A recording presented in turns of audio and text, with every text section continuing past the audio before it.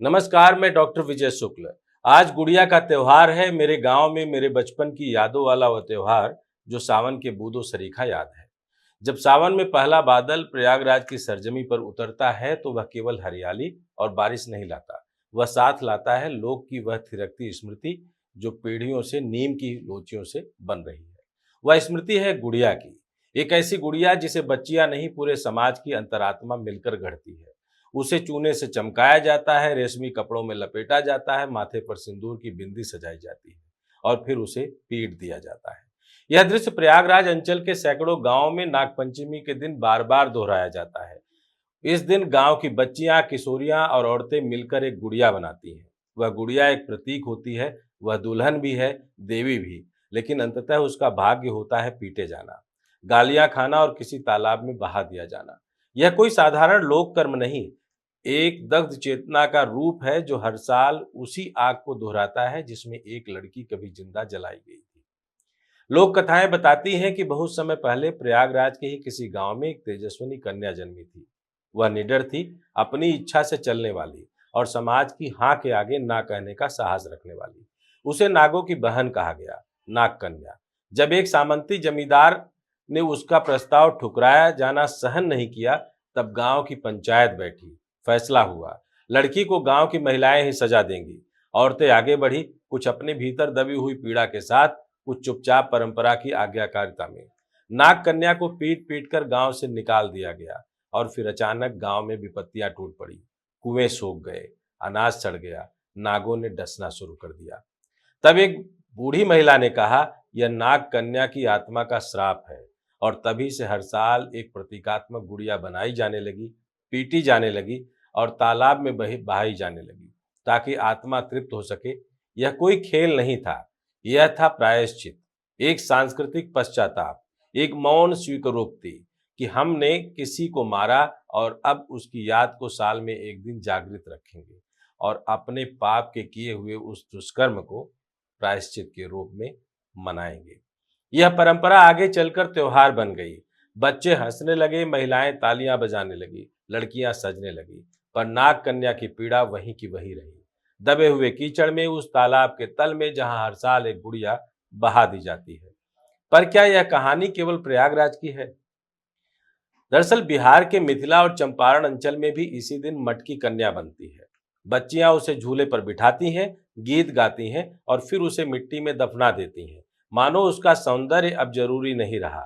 उड़ीसा के क्योंझर और मयूरभंज जिलों में नागपंचमी पर मिट्टी की कन्याएं खेतों के मेड़ों पर रखी जाती हैं और फसल कटाई के बाद उन्हें तोड़ दिया जाता है। देवत्व से विसर्जन का यह सफर एक सांसारिक छाया जैसा लगता है। राजस्थान में कन्या झूला उत्सव के नाम पर बच्चियों को देवी बनाकर झूले पर बैठाया जाता है, लेकिन वही समाज बाल विवाह और स्त्री अपमान में शीर्ष पर है। दक्षिण भारत में बोमल कोलू की परंपरा है, जिसमें देवी की मूर्तियों के बीच सजी स्त्री गुड़िया साल भर बक्से में बंद रहती है, केवल त्योहार में बाहर आती है और फिर वापस गुमनाम कर दी जाती है।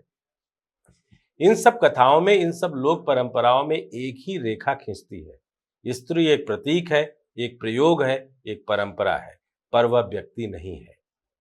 और जब आज के भारत में इन प्रतीकों की प्रतिध्वनि खोजी जाती है तो वे आंकड़े बनकर सामने आते हैं, जो केवल भयावह नहीं है, राष्ट्रीय शर्म है। एनसीआरबी की 2023 रिपोर्ट कहती है कि भारत में हर दिन औसतन 93 बलात्कार होते हैं। उत्तर प्रदेश, जहां यह गुड़िया परंपरा सबसे गहरी है, वही 5720 से अधिक मामले बलात्कार के दर्ज हुए हैं। 70% मामलों में आरोपी पीड़िता का परिचित होता है, यानी अपराध घर के अंदर पलते हैं, ठीक वैसे ही जैसे गुड़िया घर की औरतें मिलकर बनाती हैं। क्या यह भी कोई संयोग है कि प्रयागराज, जहां यह प्रतीकात्मक गुड़िया पीटी जाती है, वहीं उन्नाव, हाथरस और ललितपुर जैसी घटनाएं भी घटती हैं, जहां असल लड़कियां मारी जाती हैं, चुप कर दी जाती हैं या जला दी जाती हैं? क्या यह परंपरा अब भी प्रायश्चित है या वह कब का पुनरावृत्त अपराध बन चुकी है? इस सवाल का उत्तर आज की गुड़िया दे रही है। अब वह सिर्फ नीम की टहनी नहीं है, अब वह बिल्किस बानो है, मणिपुर की नग्न परेड में धकेली गई औरत है, अब वह दंतेवाड़ा में आदिवासी लड़की है जो जंगल में गूंजती है, अब वह दिल्ली में रेप पीड़िता है जो आज तक न्याय नहीं पा सकी।